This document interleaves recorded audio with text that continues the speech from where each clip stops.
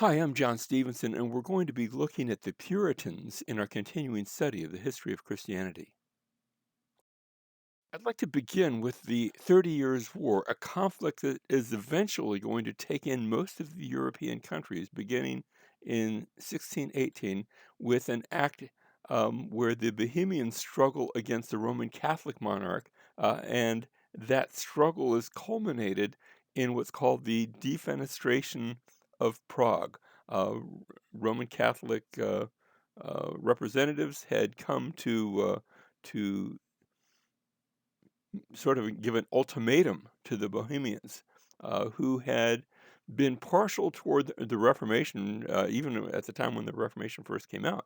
Um, and so finally, these representatives had said, "No, you have to leave that Reformed faith. You have to become part of the Roman Catholic Church." And they responded by taking these representatives and throwing them out the window. That's the defenestration part. Um, and it wasn't a first-story building. They were actually on the third floor of something that looks a little bit like a castle. It was a long, long fall. They survived. The Roman Catholics later on said, well, they survived because angels caught them on the way down. And the the Protestants had said, it wasn't angels. It was that down below was the dung heap. They didn't have flush toilets, so they used to throw the stuff right out the window, and a big pile of no nice way of saying this, of manure uh, had gathered down at the bottom of the window, and they landed in that, smelly but still alive. Now, this is actually the third time a defenestration at Prague had taken place. The first had been back in 1419, back in the days right after John Huss. And then again, it's not always counted, but 1483, something like that had taken place. This one was 1618. And this is going to lead to a conflict, first between just the Bohemians and the Roman Catholic monarch, but eventually others are going to be pulled into this as well. Before it's done, and this doesn't all happen immediately, but over the next 30 years, you have, on the Roman Catholic side, the Holy Roman Emperor, you have Spain, the Habsburgs, Bavaria, that's part of southern Germany, Poland, and on the Protestant side, notice how it's sort of largely on religious on religious points. The German nobles, Netherlands, Denmark, Sweden, but also eventually France. And that's peculiar because France is a Roman Catholic country, but they're going to be on the side of the Protestants, not for religious reasons, but now for political reasons. That tells me that eventually the 30 Years' War, it starts religiously, but it's going to end more politically with more political overtones. And the Ottomans as well. The Ottomans, of course, that's the Turks. Those are Muslims that will be on that side. Now, over the course of this war, Germany is going to be physically devastated because most of the fighting is going to take place there, and just years and years and years of fighting, where Germany becomes something of a battleground. The This will mark the end of the Holy Roman Empire. After this, we're not going to see that empire, which frankly wasn't very holy, wasn't Roman, and some have argued it wasn't really an empire. Calvinism is going to be added to the Peace of Augsburg by the time it all ends, so that we'll have three competing but accepted religions, that is, the Roman Catholic Church, Lutheranism, and Calvinism. The Netherlands and the Swiss are going to find that they've achieved their independence, and that's going to set the stage. The 30 Years' War, in a sense, marks the divisions of countries where they are today. It has its impact even in today's Europe. Bruce Shelley, in his book on church history, church I think it's called Church History Made Simple, delightful book, says this conflict began primarily as a religious struggle with political overtones and ended as a barbarous political power struggle with religious overtones. So it begins on religious issues. It will end with political issues, and there'll have been a gradual shift on the reason why people are fighting. throughout this period. Now, England's not involved in this, although English citizens are. There are English citizens who actually go to the continent and join up on usually on the Protestant side, fighting for the cause. But England as a country never gets involved in the 30 Years' War. The Peace of Westphalia comes about at the end. This is the culmination of it, with the international framework established as to where countries are going to be, largely where they are today. The principalities of the Roman Empire, the Holy Roman Empire, had become more independent. As we said, we're not really seeing after this a Holy Roman Empire, and it reaffirmed the Peace of Augsburg, permitting both Lutheranism, but also adding Calvinism. And so that's going to, when the dust settles, you have those three religious groups that are somewhat accepted. It is condemned by Pope Innocent X. He says, "No, no, no, we can't have peace. Got to continue to fight," and everybody ignores him. So that's that's the end of the war. Now here's a map showing roughly. Notice we've taken Europe and we've divided it into four sections. You have, of course, England is going to be Anglican. We're going to see some issues there where we're going to see something called Presbyterianism, especially in Scotland, but basically Anglican. You have the Protestant areas in Northern Europe and the Baltics. Notice Roman Catholic is France, Spain, Italy, and southern Germany, which is going to be the Bavarian-ish area that was going to be Roman Catholic. To the east and the north, you have the Russian Orthodox Church. That really wasn't contested. And then Islam has extended not only in Turkey, but notice into uh, in, into areas like Greece and the Caucasus, areas of southeastern Europe are under Islam, under Muhammad. And of course, if we continue south, North Africa at this point in time was all Islam, still is today largely. In England, this is where that's the backdrop. That's what's happening at the same time. We want to now look at Charles I. He's going to be the successor of King James I. Remember who brought about the King James Bible. Um, People are troubled when he takes upon a Roman Catholic wife, and they're thinking, is he really a closet Roman Catholic? Is he Protestant? Where is he? And Charles is really interested in Charles. He appoints Arminian bishops, much to the chagrin of the those who are wanting to purify the church or wanting to see Reformation in England. And he finds himself in a continual struggle with Parliament. Now, Parliament is the body of nobles that is needed to pass and levy taxes. They don't have to be called, but when they're not called, then the taxes begin to dwindle. And as long as Charles is not needing to pay, not needing too much money, he can do without Parliament. He struggles with them, and at one point, he actually disbands Parliament, sends them home. Okay, no more Parliament. I don't like the laws you're passing, so we're not going to do Parliament. And I have enough money in my bank account to sort of sweat this out, and that's good until Ireland revolts, and he needs to raise an army to put down this revolt. And he's having issues now. He's having money issues, and this leads to civil war. And it actually ends up fighting in a number of different directions because Parliament is not on his side. And at the when the dust settles, he has been removed and Parliament has taken over, removed him from office. He's been captured. He's actually fights a war in Scotland, is captured there and handed over to England, and he's going to be imprisoned. And we enter the period of the Commonwealth where England says, no more kings. We're going to do without kings. We're going to have a republic. Now, a republic isn't the same as a democracy where everybody votes.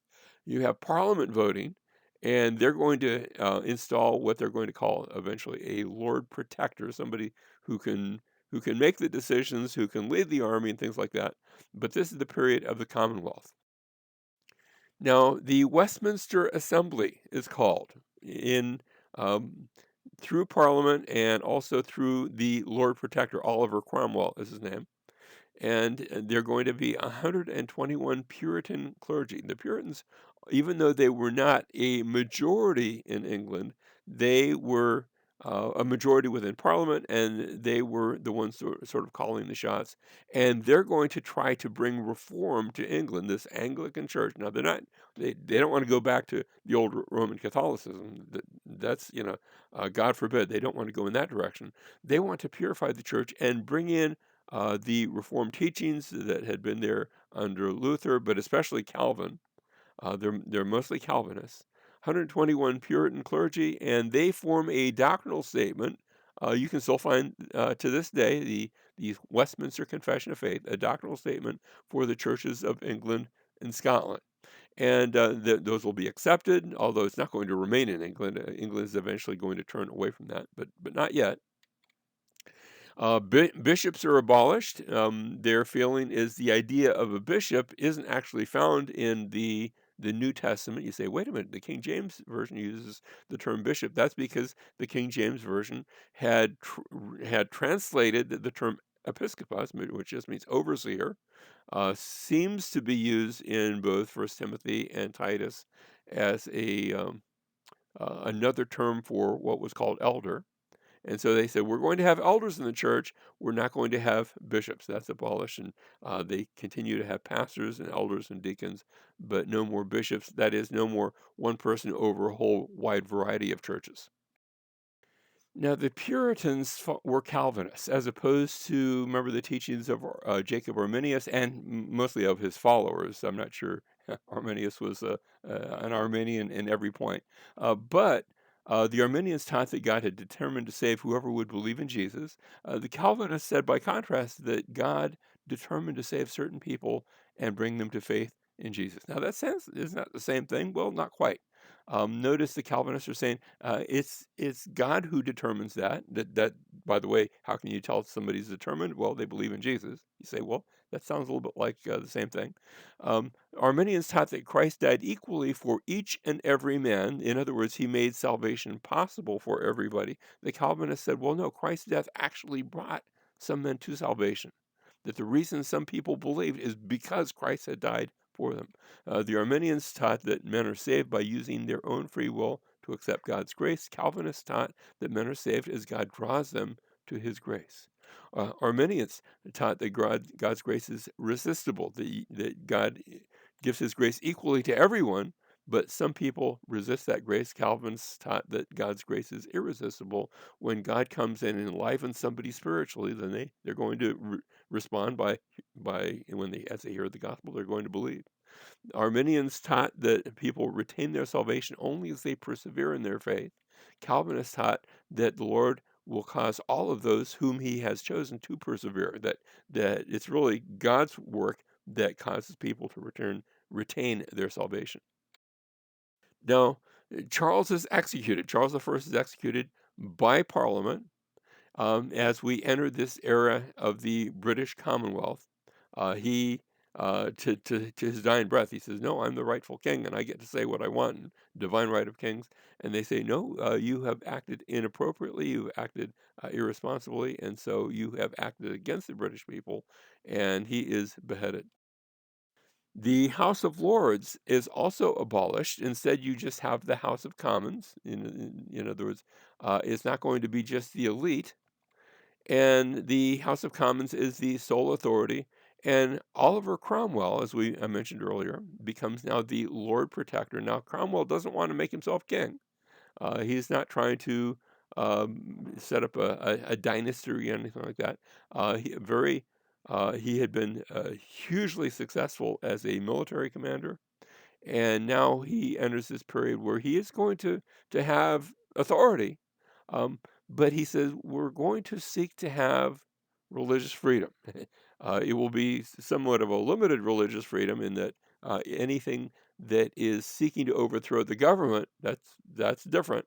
That seeking to overthrow established society, but he's going to say no. If you're a Christian, if you're he's actually going to allow the Jews to return.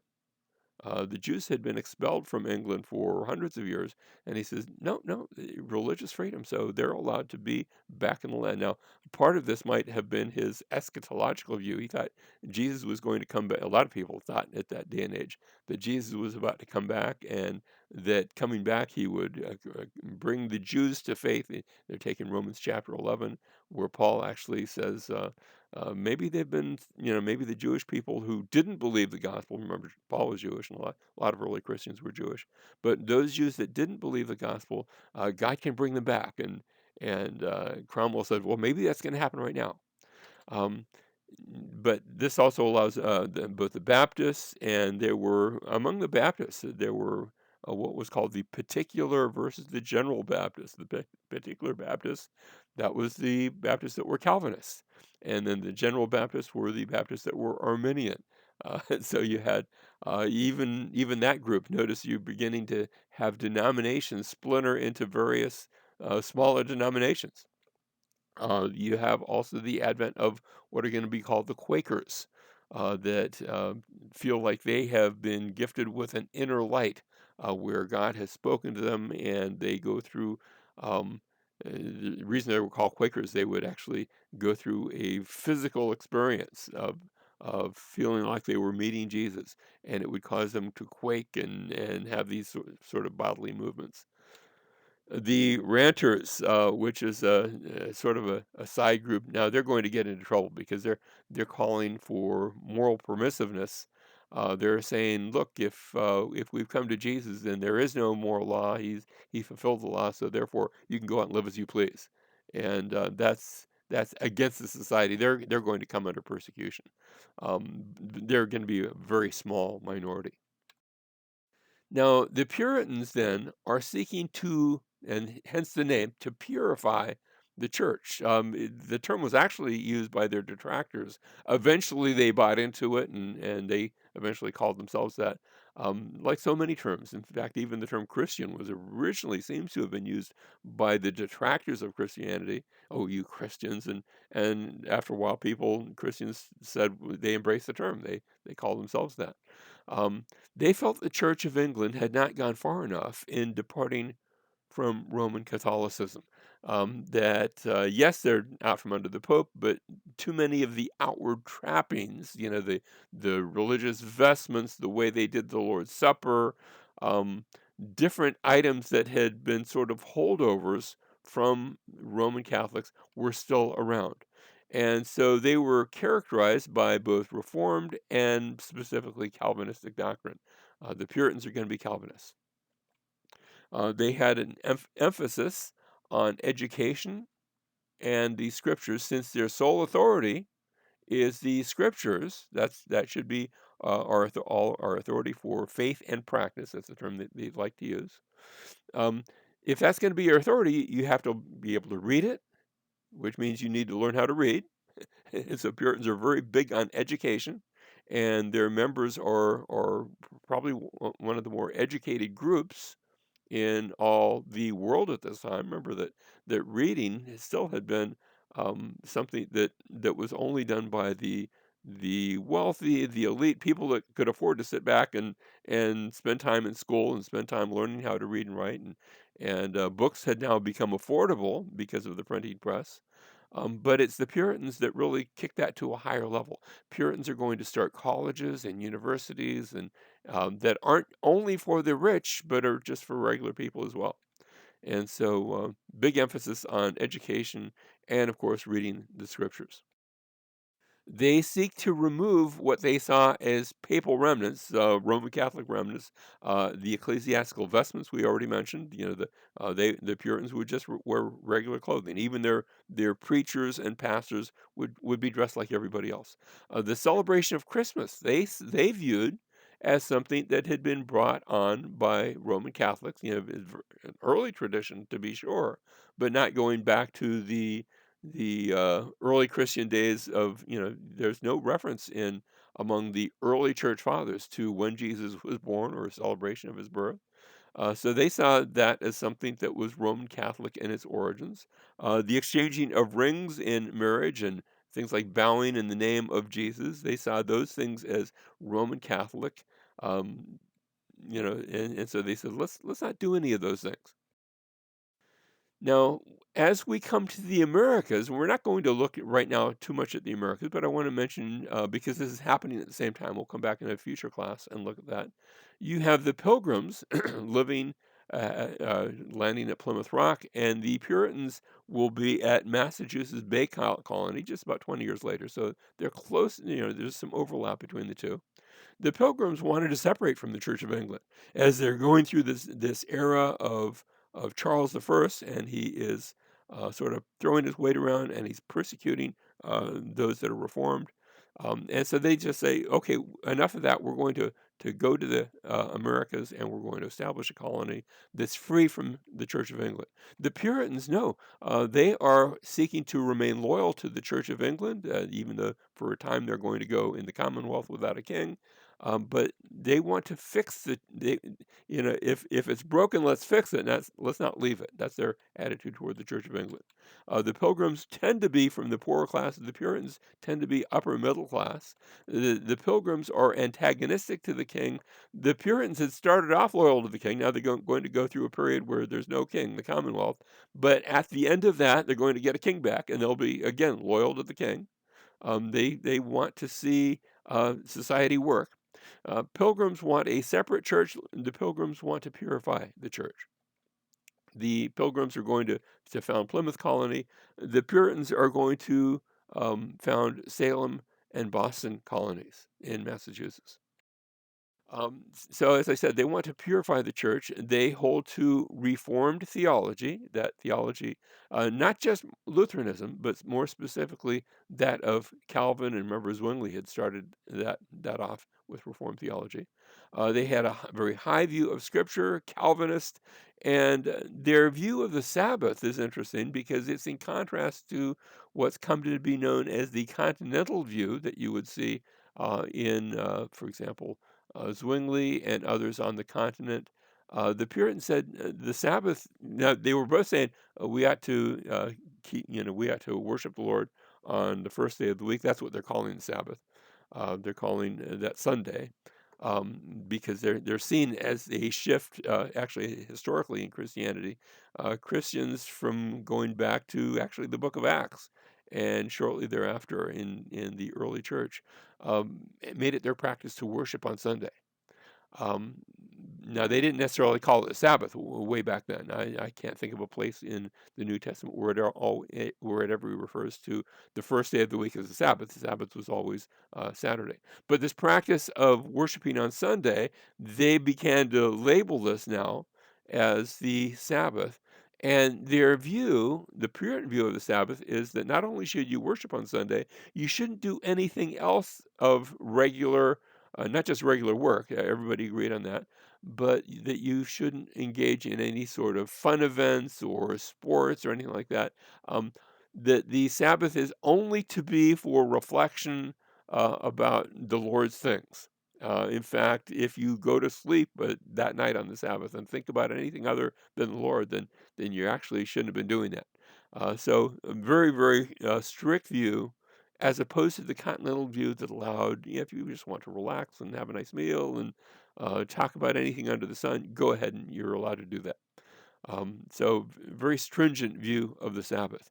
They held to covenantal theology that said the way we look at scriptures is through a series of covenants. Now, the Bible is going to use the term covenant. God, remember, and he cuts a covenant with Noah and with Abraham and with Israel and even with David. There's a Davidic covenant, and then you have described in Hebrews chapter 8 a new covenant.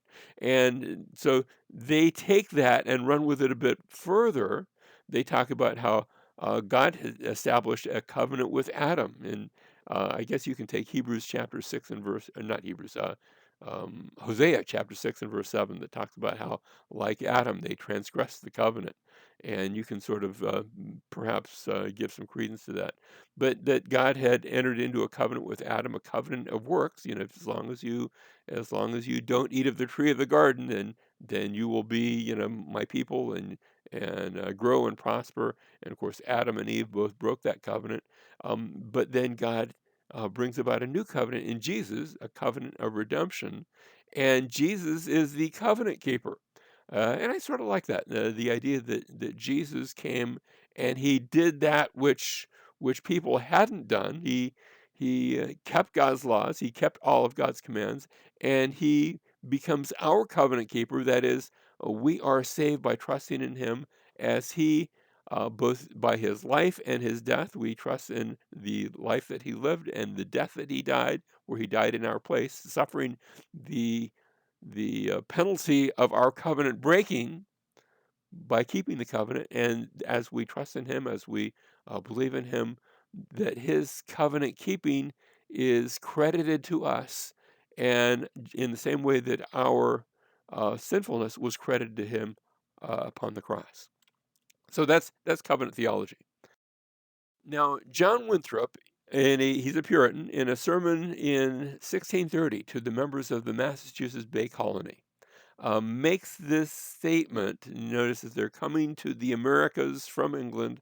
He says, "For we must consider that we shall be as a city upon a hill. The eyes of all people are upon us.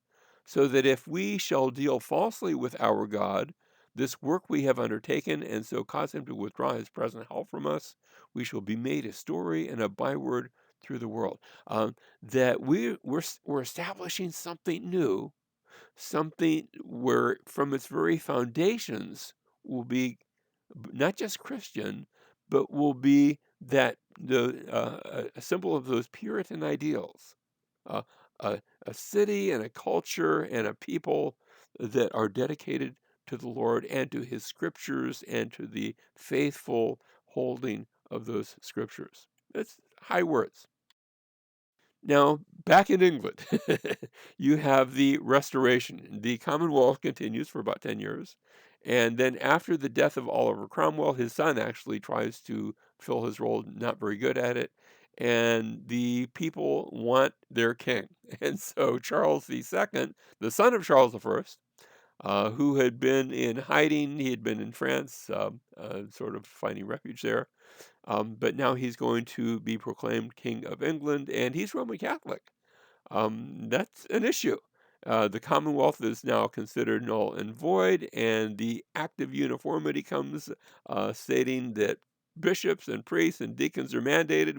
We've put aside Puritanism, and we're going back to the way, the good old days of the Anglican Church, the Church of England, that looked very Roman Catholic. Now, you're not going to be able to change it all the way back, but still, that has all the outward trappings of Roman Catholicism, but without a pope. Instead, they'll have an archbishop of Canterbury. But bishops, priests, deacons are mandated, and 2,000 Puritan clergy resigned. They said we can't be a part of that, and so we're going to step down. We can't accept that. Our conscience will not allow us to accept that, and so they step down from their positions. All dissenting religious groups are forbidden to meet. It's not like the Puritans can walk out of the church and then meet in their homes. That's actually against the law. And so the pendulum note has gone from one extreme all the way back to the other. Now, that was, remember, Charles I, he's the one who'd been executed. You have Charles II, who is supported by Catholic France, but he has no heir to the throne. And when he dies very suddenly in 1685, they cast about what are we going to do as a result. And so his younger brother, James the second, because we already had James the first, he was the one who had given us the King James Version. James the First, by the way, had really been very adept at sort of ironing out and getting all of the different groups to, even if they didn't like each other, to work together. Charles hadn't had that same gift. Neither did Charles II. But James II, even though he's been raised Roman Catholic, he's got two Protestant daughters. And everyone thought, well, we can, he'll die and then we'll be back to Protestants. Well, we can make that work. But then his wife gave birth to a son. It's like, oh no, that's going to be another Roman Catholic. We can't have that. And so he is deposed in what has become called the Glorious Revolution. Now, our timeline here, we have the Pilgrims on the Mayflower. They around 1620. And then the Boston colony had been founded 10 years later. Um, and we haven't talked about Galileo. We're going to keep that for a future class. But Galileo, remember, has invented his telescope. And he said, wait a second, there's things up there that are moving that you guys teach don't move. And the earth moves. And he's going to be made, that's Roman Catholic. But the Protestants will weigh in on things like that too. But he recants his theory. We had Charles the First executed, and the Commonwealth, the interregnum, but that's what we call the Commonwealth, the period where they have no king, and that's a little over 10 years.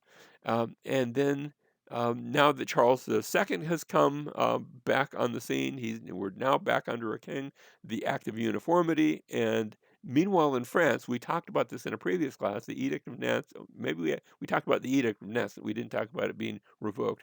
Things are going to be swaying not just in England but also in France against the Protestants, and so we'll see that take place. Battle of Vienna, that's coming quite a bit later. That's going to be where the Muslims will be seeking to move into Austria, and but we'll save that for a future class. Now, I mentioned the Glorious Revolution. William and Mary, they're going to come on the scene, and it's glorious because not a whole lot of people die. Isn't that great when you have a revolution and no deaths? James II is removed, but he's still alive. He's removed from the throne of England.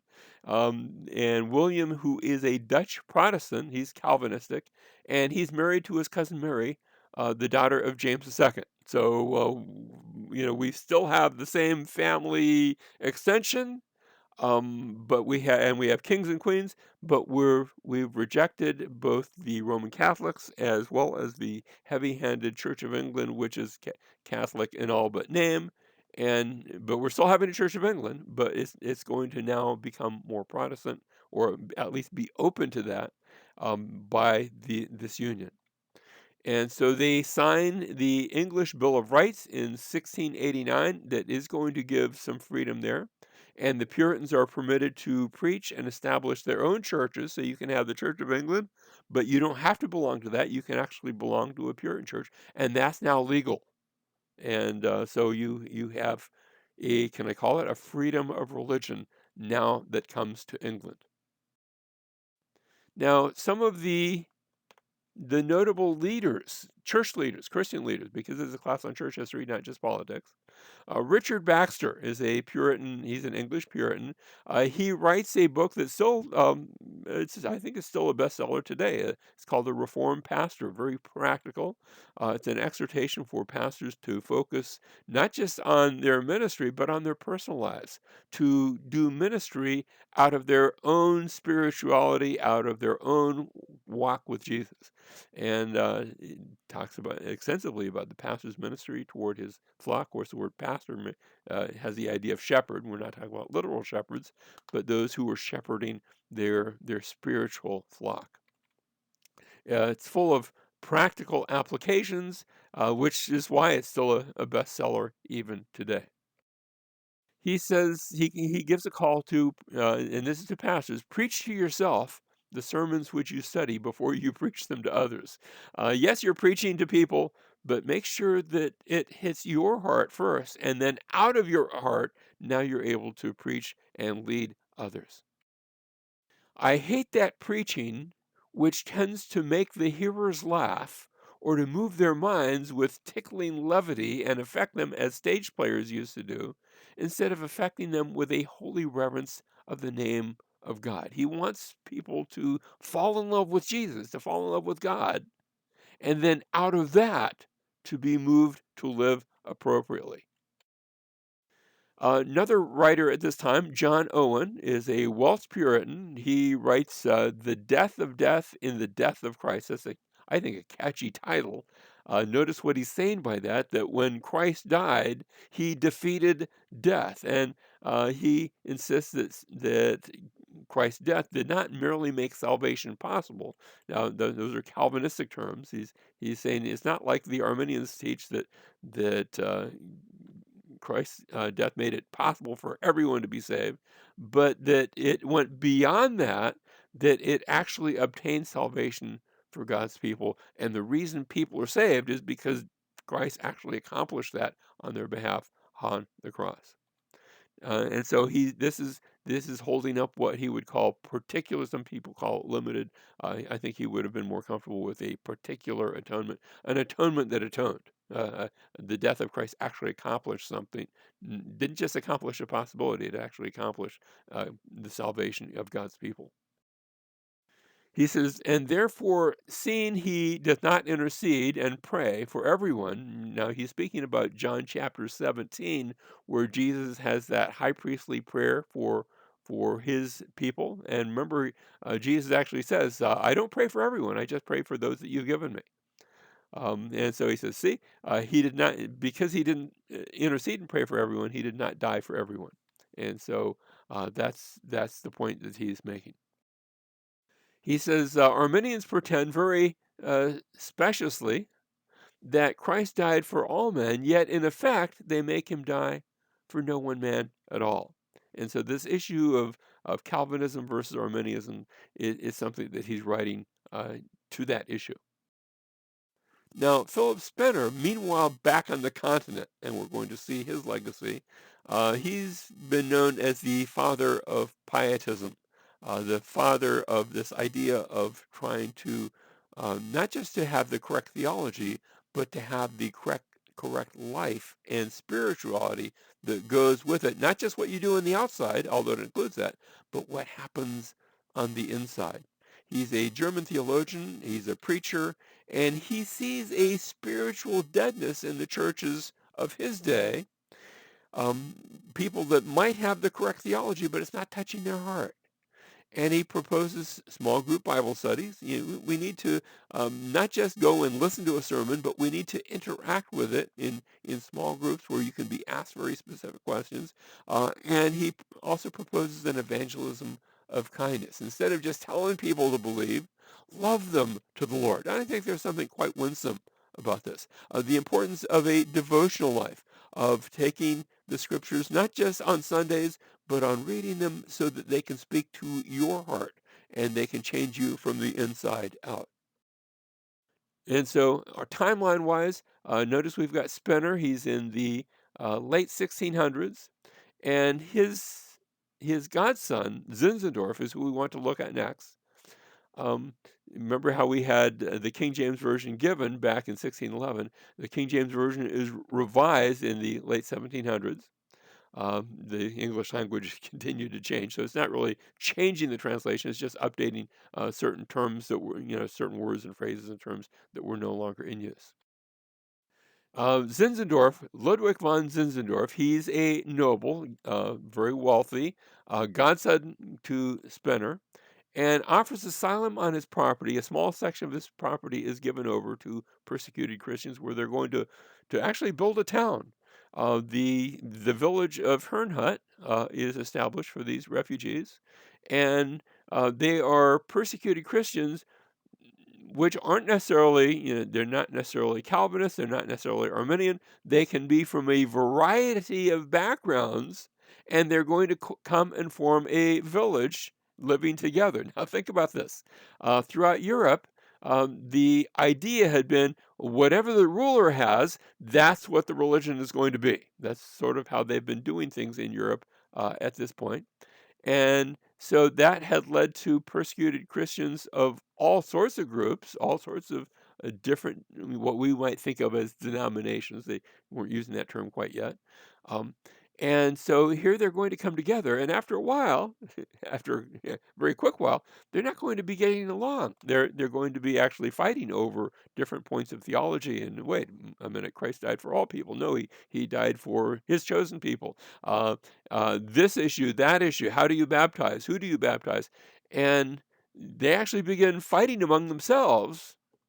And he challenges them. He says, you're not called to be fighting each other. That if you are Christians, then be Christians. And so what begins with conflict then, he brings about what will eventually be known as the Moravian Covenant, a covenant to live in peace and to live out Christ's righteousness. It's going to be heavy on practical how you live, sort of low on what you believe. And yes, we believe in Jesus. Yes, he died, for people, but as to the specifics, we're not going to argue about those things. We agree on who Jesus is and that he died on the cross and that he rose again from the dead. But the finer points of theology, they're going to put aside and have instead an emphasis on how we live and how we glorify Jesus. So there's an emphasis on the Christian life over creeds. It's going to have a missionary enterprise, a missionary emphasis, where he's going to send missionaries, especially younger folk, who are able to make the trip to the West Indies. In some cases, in some extreme cases, those missionaries will go and sell themselves into slavery so that they can be amongst other slaves and give the gospel and share Jesus with those other slaves. Again, not emphasizing so much the creed, but emphasizing Jesus and trusting in him as Lord and Savior. Now, after a while, he's accused that you're sending people just go out and die, and there are people that went out and because it was life was very harsh in the Indies and in the Americas, and so, after hearing that accusation, he's actually going to um, take all of his possessions and put them in trust with, I think, other family members, and because he doesn't know if he's going to come back. Traveling to the Americas was a very dangerous sort of thing, and so he's going to travel to the Americas. He's saying, "Look, I'm not going to send anyone to places where I'm not willing to go myself," and he travels to the Americas. In fact, he meets Benjamin Franklin, who is a skeptic. I'm not sure if he was an atheist, but at least a very strong skeptic. They become friends, and he goes and he preaches to Native Americans because he says, we shouldn't be. Now, remember, here's a fellow who is a noble with great estates, but he's going to go out and preach not just to the nobles in America, not just to the wealthy, but to the Native Americans.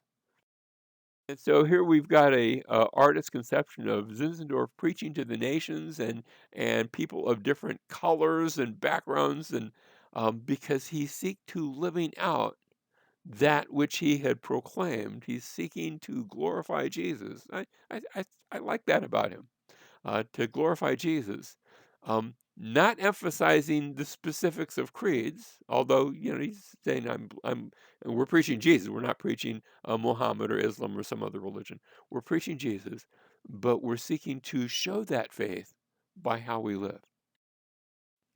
So we have Spener and Zinzendorf. Whitfield we'll see in a future class because this is the time of the what will be the first Great Awakening, and so I've included Zinzendorf, although he's not usually a name that's associated with that. But we'll see Whitfield in a future class. Now, finally, I want to talk about church government. We have three major types of church government, sort of the two extremes. The Episcopal, the word Episcopal, from the Greek word episkopos, which means overseer.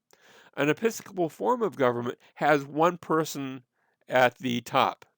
For example, the Roman Catholic Church is an Episcopal form of church government. It has a pope on top, and then it has cardinals and bishops, and there's a hierarchy.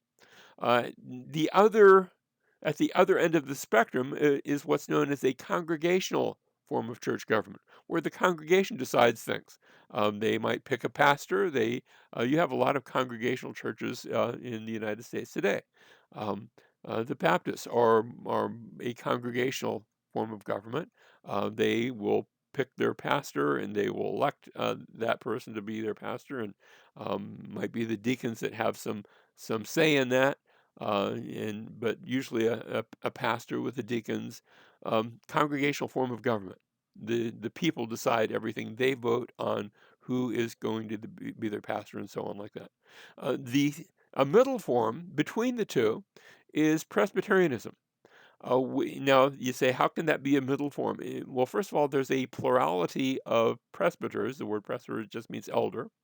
And so it is elder run, but it has a group of elders. Now they usually are picked by the congregation, but then they make decisions, and they make decisions that influence and run the church. So, everything's not put to a vote by the congregation, but it is put to a vote by the presbyters. And so that Presbyterian form of church government, sort of a middle way between the two, not congregational, not Episcopal, but elements, a little bit of elements of both, and it's in the middle. And we'll see those three forms of church government continue to grow and develop um, uh, throughout the rest of our course in church history.